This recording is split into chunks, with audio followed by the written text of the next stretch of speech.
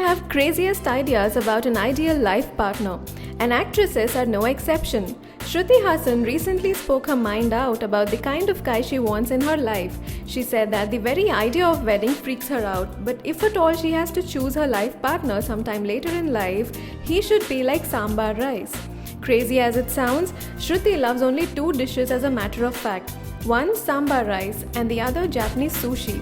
Just like she can never get bored of sambar rice, Shruti expects to find a man in whom she will never ever lose interest in. She also said that she will marry someone from the film industry for sure. So all the handsome and interesting guys out there, try your luck.